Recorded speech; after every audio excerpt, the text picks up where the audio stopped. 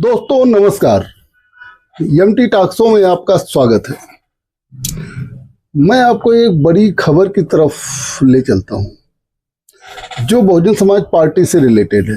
अभी हाल ही में आपने देखा कि बहुजन समाज पार्टी अध्यक्ष मायावती ने अपने बहुत करीबी माने जाने वाले और अपने भतीजे आकाश आनंद के ससुर अशोक सिद्धार्थ को पार्टी से बाहर का रास्ता दिखा दिया।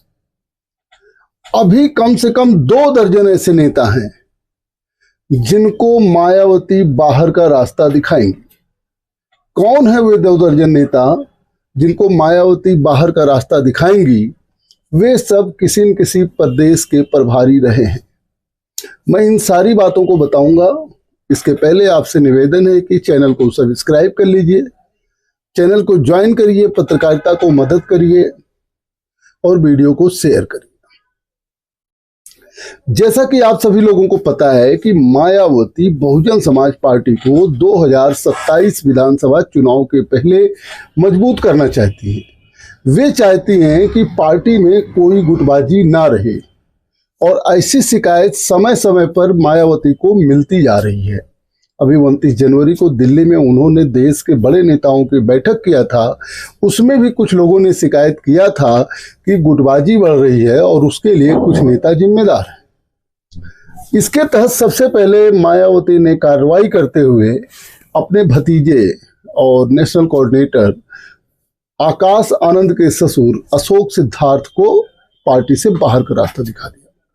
अशोक सिद्धार्थ मायावती के बड़े करीबी माने जाते थे और राज्यसभा सदस्य भी रहे। कांसीराम जी के जो है बहुत करीबी माने जाते थे। लेकिन मायावती ने गुटबाजी के आरोप के तहत वे पैरेलल बसपा में पार्टी चलाने की कोशिश कर रहे थे, ऐसी शिकायत मायावती को मिली थी, जिसकी वजह से बसपा अध्यक्ष मायावती ने अशोक सिद्धार्थ को सबसे पहले पार्टी से निकालकर सबको चौंका दिया। उन्होंने यह संदेश दिया कि जो है पार्टी में कतई कोई भी अनुशासन बर्दाश्त नहीं किया जाएगा। यहाँ तक कि तमाम नेता ऐसा करते थे, विपक्षी पार्टियों से मिल जाते थे, उनके मुताबिक प्रत्याशी उतारने का प्रयास करते थे कि हमारी पार्टी जीतेगी नहीं, आपको जीतना है और जिस प्रत्याशी को आप चाहते हैं उसको हम उतार दें। आम कार्यकर्ता भी इस बात का महसूस कर रहा था कि जिस तरीके से बहुजन समाज पार्टी के पदाधिकारी बहुजन समाज पार्टी के प्रत्याशी बदल देते हैं या बहुजन समाज अध्यक्ष मायावती जी को गलत सूचना देते हैं, उसके आधार पर पार्टी का बहुत नुकसान हो रहा था।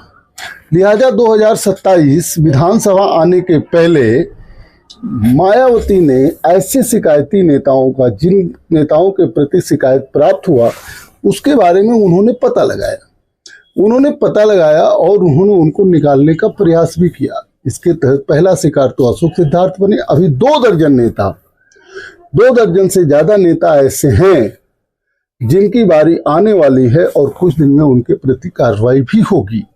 अब हम आपको बता दें कि तमाम ऐसे राष्ट्रीय पदाधिकारी हैं जो अपने व्यक्तिगत एजेंडे पर काम करते हैं। वे टीम भावना से काम नहीं करते हैं।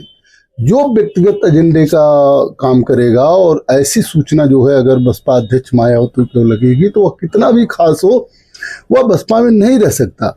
जब तक बसपा बूथ स्तर पर मजबूत नहीं होगी, जब तक बसपा में जो है समर्पित नेता नहीं होंगे, तब तक बहुजन समाज पार्टी के लिए 2027 विधानसभा चुनाव में सत्ता पाना तो दूर की कौड़ी बन जा रही है। यही सब सोच के मायावती ने सबसे पहले बहुजन समाज पार्टी को मजबूत करने की कोशिश किया। यहाँ तक उन्होंने कैडर कैंप लगाने की बात कही थी कि सभी नेता जो है कैडर कैंप लगाएं और अधिकतम लोगों को जोड़ें। यहाँ तक कि जो नेता नाराज चल रहे हैं, जो नेता किसी दूसरी पार्टी में चले गए हैं, उनको पार्टी में वापस लाने के लिए भी मायावती ने जो है रणनीति बनाई थी। लेकिन स्थानीय नेताओं के वर्चस्व अपने को स्थापित रखने के लिए, यहाँ तक कि उनकी जो भूमिका है वह कम ना हो, किसी भी पुराने नेता से संपर्क नहीं किया और उन नेताओं को पार्टी में, बहुजन समाज पार्टी में जोड़ने पर कोई भी काम नहीं किया।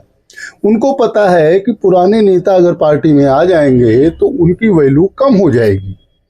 इसलिए जो है उन्होंने प्रयास नहीं किया और बहुजन समाज पार्टी उत्तर प्रदेश में मजबूत नहीं हो पा रही थी। इसी को देखते हुए बसपा अध्यक्ष ने यह फैसला लिया है कि जो नेता बसपा के हित के लिए ना काम करके अपने हित के लिए काम करते हैं, अपने स्वार्थ के लिए काम करते हैं, अपना वर्चस्व बनाए के रखना चाहते हैं बहुजन समाज पार्टी में, उनके लिए बहुजन समाज पार्टी में कोई जगह नहीं है। बहुजन समाज पार्टी सुप्रीमो ने 2027 विधानसभा चुनाव के पहले पार्टी को मजबूत करना चाह रही। इन दिनों वो दिल्ली में रहकर अलग अलग पदाधिकारियों से, नेताओं से मुलाकात कर रही हैं और पार्टी को लेकर रिपोर्ट ले रही हैं। जैसा कि इसके पहले उन्होंने जो है 29 जनवरी को दिल्ली में बैठक करके रिपोर्ट लिया था। अगर हम सूत्रों की माने तो इस बैठक में 29 तारीख को बैठक में राज्य के कई नेताओं ने प्रदेश प्रभारियों के काम करने के तौर तरीके और रवैये को लेकर नाराजगी जताई थी और मायावती से शिकायत की थी। उन्होंने बताया था कि बड़े नेता पार्टी को मजबूत करने की बजाय अपना एजेंडा चलाने पर जोर दे रहे हैं, जिसकी वजह से टीम भावना से काम नहीं हो पा रहा है और पार्टी जमीनी स्तर पर मजबूत नहीं हो पा रही है। पुराने नेताओं को तरजीह नहीं दी जा रही है। कई लोग नहीं चाहते कि बसपा में पुराने नेताओं की बात को तवज्जो दी जाए, इसलिए लखनऊ की जगह दिल्ली को सत्ता का केंद्र बनाने की कोशिश हो रही है। मीडिया रिपोर्ट्स के मुताबिक जो है अशोक सिद्धार्थ पर भी इसी के चलते कार्रवाई हुई। मायावती की नज़र उन नेताओं पर है जो पार्टी विरोधी गतिविधियों में शामिल हैं। ऐसे नेताओं को चिन्हित भी कर लिया गया है। मैं आपको बता दूं, मेरे सोर्स ये बता रहे हैं कि जो पार्टी विरोधी गतिविधि में शामिल नेता हैं, ऐसे नेताओं की पहचान हो चुकी है और आगामी कुछ दिनों में बसपा अध्यक्ष मायावती ऐसे कई नेताओं के खिलाफ कार्रवाई कर सकती हैं। हालांकि कुछ नेताओं के नाम तो मेरे पास हैं, लेकिन यह उचित नहीं होगा कि इस प्लेटफॉर्म पर किसी का नाम बताया जाए कि जो पार्टी विरोधी गतिविधियों में लिप्त हैं और उनको मायावती बाहर कर सकती हैं। लेकिन मायावती पार्टी से बाहर इसलिए करती हैं कि ताकि जो उनके बचे नेता हैं वो अनुशासन में रहे। लेकिन देखा यह जा रहा है जब कोई बड़ा नेता या कोई पार्टी से निकाला जाता है तो जो उसकी जगह लेता है तो फिर वो पार्टी हित में काम नहीं करता, वह अपनी कुर्सी बचाने के चक्कर में ही लग जाता है कि किसी तरीके से बसपा अध्यक्ष को गलत सूचनाएं दी जाएं और जो है अपने पक्ष में सूचनाएं दी जाएं ताकि उनकी कुर्सी को कोई खतरा न हो। जबकि हकीकत है कि ऐसे नेता आम कार्यकर्ताओं के बीच में जाते नहीं हैं, आम कार्यकर्ताओं से जुड़े नहीं होते हैं, आम कार्यकर्ताओं की बात को बसपा अध्यक्ष तक पहुंचाते नहीं हैं। प्रत्याशी खोजने और प्रत्याशी, सोचिए कि बहुजन समाज पार्टी एक पार्टी है जहां चुनाव के समय प्रत्याशी खोजा जाता है। कई प्रत्याशियों को सेलेक्ट किया जाता है और बोला जाता है कि आप चुनाव लड़िए। कई इनकार कर जाते हैं। जो तैयार होता है उनके सामने कई शर्तें रखी जाती हैं। अब वो क्या शर्तें होती हैं अभी तो मैं नहीं बताना चाहता हूं, लेकिन किसी दिन अगर बहुजन समाज पार्टी के हित में ज़्यादा जरूरी हुआ तो वह शर्तें भी जो मैं बताऊंगा। अभी विधानसभा चुनाव 2027 में होने हैं। अब बहुजन समाज पार्टी अकेले चुनाव लड़ती है। सबसे बड़ी चुनौती तो बहुजन समाज पार्टी के पास यह है कि अपने नेताओं को, अपनी पार्टी को सबसे पहले बूथ स्तर पर मजबूत करे, उसके साथ नए साथी की तलाश भी करे। गठबंधन करने के लिए क्या सुटेबल हो सकता है, कौन सी पार्टी से हम गठबंधन करके जो है आगे 2027 में सत्ता प्राप्त कर सकते हैं या किंग मेकर बन सकते हैं, इस रणनीति पर बहुजन समाज पार्टी काम कर रही है और इसके लिए तमाम ऐसे नेताओं को जिम्मेदारी भी दी गई कि आप इस काम को करिए। लेकिन नेता लोग जो है वो कार्य नहीं कर पा रहे हैं, या कह लीजिए कि खाना पूर्ति हो रही है। अभी आप किसी विधानसभा के बूथ अध्यक्षों के लिस्ट देख लीजिए तो उसमें केवल खाना पूर्ति आपको मिलेगी। अगर जो है 400 बूथ हैं तो उसमें 200 बूथ सही मिल भी सकते हैं। 200 बूथ पर केवल खाना पूर्ति है। आप जो है इसी तरह सेक्टर अध्यक्ष को देख लीजिए तो कितने सेक्टर अध्यक्ष फर्जी हैं। ये जिम्मेदारी किसकी है? मंडल के तमाम ऐसे पदाधिकारी हैं जो गलत सूचना जो है बसपा अध्यक्ष को देते हैं, जिसकी वजह से जो है वहाँ पर तकरार बढ़ती जा रही है और बहुजन समाज पार्टी मजबूत होने की बजाय कमज़ोर होती जा रही है। बहुजन समाज पार्टी अगर कमज़ोर हो रही है तो उसके जो है छोटे नेताओं की जो है देन है, प्रदेश प्रभारियों की देन है। ऐसे प्रदेश प्रभारी बसपा अध्यक्ष मायावती की नज़र से बच नहीं सकते हैं। आम कार्यकर्ता तो यह चाहता है कि मायावती मुख्यमंत्री बने, बहुजन समाज पार्टी की सरकार बने। लेकिन बहुजन समाज पार्टी की सरकार तभी बनेगी जब जो है उसके प्रतिनिधि होंगे, जब उसके विधायक होंगे। विधायक कैसे बने, इसके लिए तो अब बहुजन समाज पार्टी को बड़ी मेहनत करनी होगी। जैसा कि आप लोगों ने देखा 2024 लोकसभा के दौरान 10 से 11% वोट उत्तर प्रदेश में बहुजन समाज पार्टी प्राप्त कर सकी है। अब विधानसभा अगर चुनाव जीतना है तो उसमें दो ही रास्ते हैं, या तो गठबंधन करके 40-42% वोट पाया जाए, या तो फिर जो है अपनी पार्टी को इतना मजबूत किया जाए कि 2007 की तरह जो है पूर्णतया जो है बहुमत मिल जाए। लेकिन इसके पीछे सबसे बड़ी बाधा बनी हुई है समाजवादी पार्टी। समाजवादी पार्टी आज पीडीए के तहत जो है अपने वोट बैंक को मजबूत की हुई है। हिंदुत्व के बहाने जो है भारतीय जनता पार्टी के पास एक बड़ा वोट बैंक है। चंद्रशेखर आजाद जो है वो बसपा के तमाम वोट बैंक में जो है खतरा उत्पन्न कर चुके हैं और वोट काट भी चुके हैं। अब ऐसी कंडीशन में अल्पसंख्यक समाज जो है वो भी बहुजन समाज पार्टी के साथ आज नहीं है। पिछड़ा समाज जो है वो भारतीय जनता पार्टी और जो है समाजवादी पार्टी गठबंधन के साथ जो है आता हुआ दिख रहा है। जाटो समाज जो है वह जो है बहुजन समाज पार्टी के साथ है, लेकिन चंद्रशेखर आजाद के साथ भी कुछ जाने की जो सूचना है वह बहुजन समाज पार्टी को कमजोर करती हुई दिखाई दे रही है। इसमें बहुजन समाज पार्टी अध्यक्ष आज की तारीख में जो कील कांटे दुरुस्त करने में लगी हुई हैं, उसमें वो कितना सफल होंगी यह तो आने वाला समय बताएगा। लेकिन एक बात तय है, और यह बात हम लोग ही नहीं सारे विश्लेषक कहते हैं, जो भी बहुजन समाज पार्टी की राजनीति में थोड़ी सी रुचि लेते हैं या उनको लगता है कि बहुजन समाज पार्टी की राजनीति जो है वो बहुत अच्छी है, विकास पर राजनीति है, अनुशासित राजनीति है, वो इस बारे में चिंतित है कि जब गठबंधन का दौर चल रहा है, भारतीय जनता पार्टी छोटे छोटे दलों से गठबंधन कर रही है, और ऐसी कंडीशन में आखिर मायावती किसी पार्टी से गठबंधन क्यों नहीं कर रही? क्या वजह है कि गठबंधन ना करके जो है अपने वोट बैंक को कमजोर करती जा रही, जिसकी वजह से उनका वोटर भी जो है वो दूसरी पार्टियों में जा रहा है। वो दिनों दिन जो है गठबंधन ना करने से जो है वो सीटें कम होती जा रही हैं, सीट कम होने के साथ साथ वोट बैंक भी कम होता जा रहा है। कल को क्या होगा? बहुजन समाज पार्टी अकेले लड़े या गठबंधन में लड़े, अगर कमजोर रहेगी तो उसका क्या फायदा होगा? लेकिन आज की तारीख में जिस तरीके से समाजवादी पार्टी पीडीए का नारा दे रही है और रामगोपाल यादव कांग्रेस पर हमला कर रहे हैं, बहुजन समाज पार्टी के लिए तो बहुत बड़ी फील्ड खुल गई है।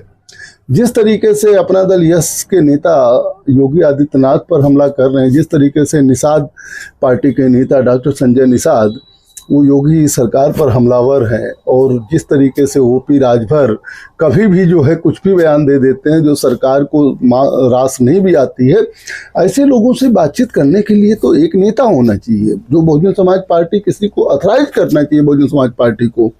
ठीक है, मायावती जी की ये वो जो है व्यक्तित्व ज़्यादा बड़ा है इन दलों के नेताओं से, तो उनको कोई अपने पार्टी का नेता अथराइज करना चाहिए जो ऐसे दलों के संपर्क में रहे, स्वामी प्रसाद मौर्य के संपर्क में रहे, डॉक्टर पल्लवी पटेल के संपर्क में रहे, और इनको गठबंधन के लिए जो है तैयार करने की कोशिश करे। अगर गठबंधन की राजनीति में मायावती नहीं आती हैं तो 2027 में सत्ता पाना उनके लिए दूर भी हो सकता है, चाहे वो पार्टी में किसी को भी निकाल दें, चाहे वो पार्टी में किसी को रखें।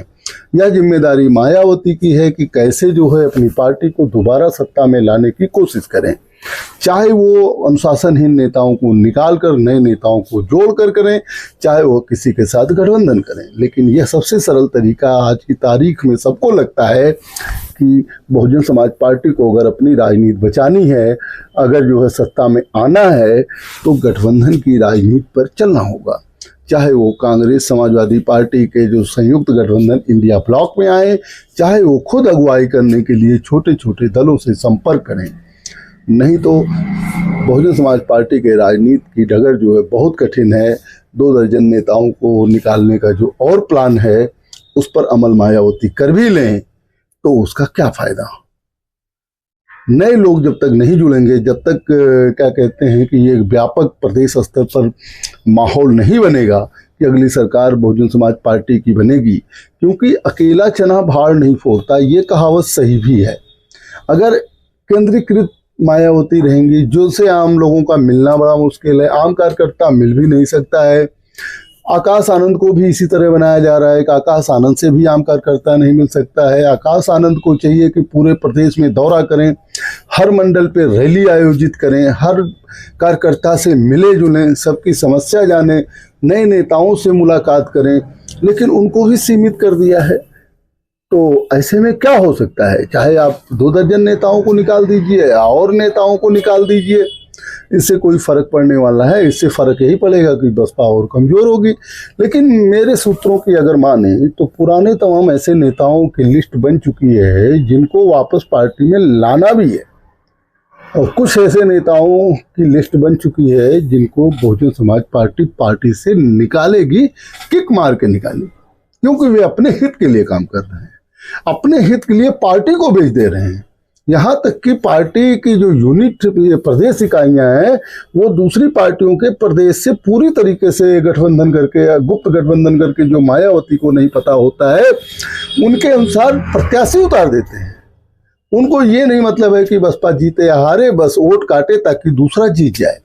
अगर ऐसी रणनीति चलती रहेगी तो उत्कटवा पार्टी के रूप में बहुजन समाज पार्टी को प्रचारित होना पड़ेगा, और लोग कर भी रहे हैं। यहाँ तक कि भारतीय जनता पार्टी की बी टीम बताने में लोग चूकते नहीं हैं।